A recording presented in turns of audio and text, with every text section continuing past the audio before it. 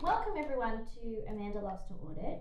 Today I wanted to talk about the audit experience.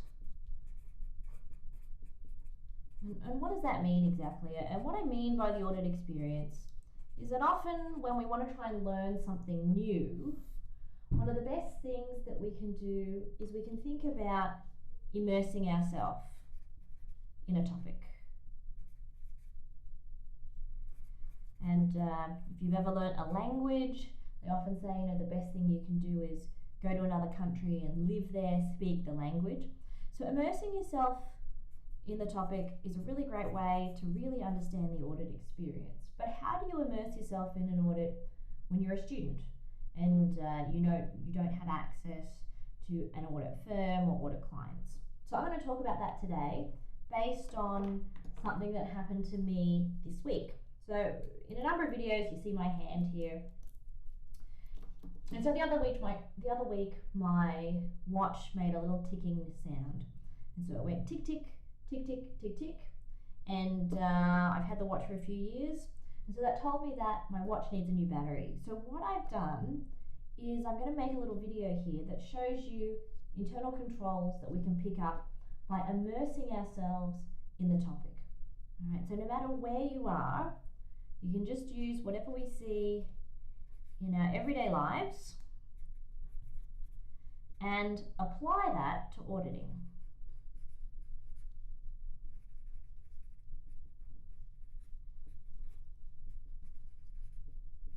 So I'm a little bit of an auditing tragic. I think about auditing wherever I go. And so this is second nature to me, but for students, this is a really great way to try and understand the audit without having to be an auditor. So today what we're going to focus on for our audit experience is the idea of internal controls. All right. And so remember some background on our internal controls, ISA and ASA 315. Talk about needing to understand the internal control structure of the firm.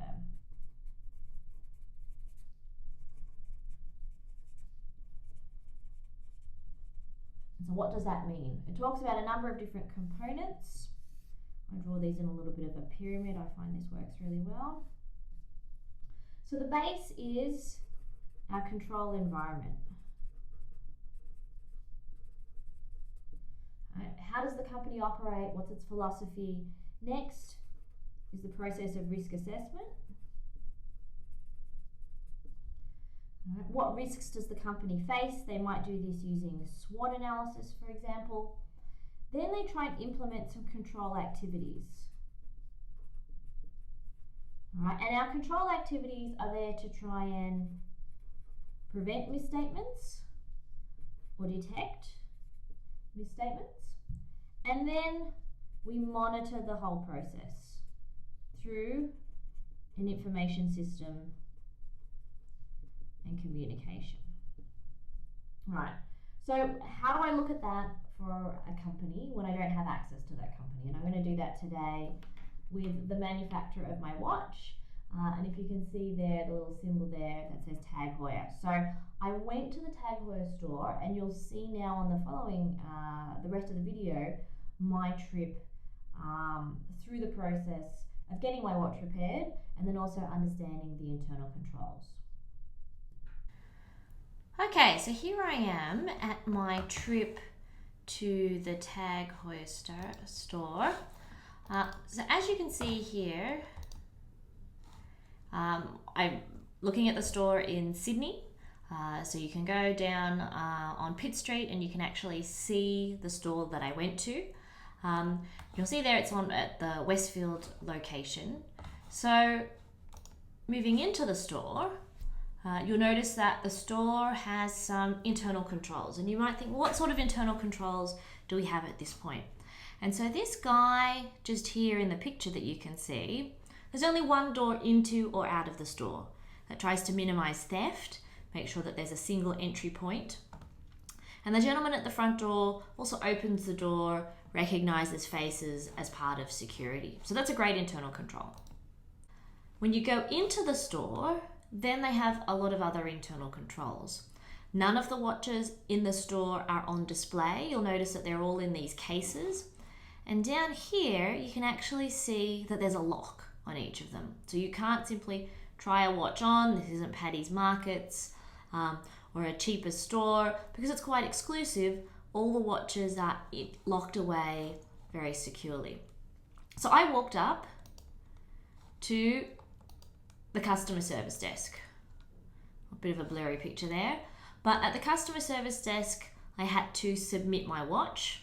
In terms of internal controls, have a look up here in the top corner. There's a motion sensor for the alarm, and there's also a security camera. Now, there are a number of other security cameras within the store, but this one is making sure that it's watching the customer service area. In my other photo just here, you can see a little opening to the back room. If you zoom in on that little picture there, what you'll actually see is security cameras. So that's the security feed, and that information is being recorded as part of the internal controls. So we've got those items. We also have some documentation. So I'll show you the documentation that I received. So the first item that you're looking at is the repair order. So they have a form, they enter it into the system with the date. There's a reference number, which I assume makes some sort of, relates to some particular item in their system. It automatically brings up here the type of watch I have, which is a Montre New Link Q, and then also the serial number. So each of these watches, because they are a unique piece, has an individual serial number and model engraved on the back. One interesting thing when I was there at the store is that Tag Heuer also have a service where you can bring in a watch where you're not sure if it's genuine, and they'll check it for authenticity. I don't think they were charging for this particular service, but somebody had bought a very good fake, had come in to get a battery changed, and they'd actually identified the item as fraudulent. So probably related to this serial number, there will be some information in the database about who bought the watch. I remember when I bought it, I did have to register my name and my details, so that if a watch is ever stolen, they know who the right owner is. We've got our repair information.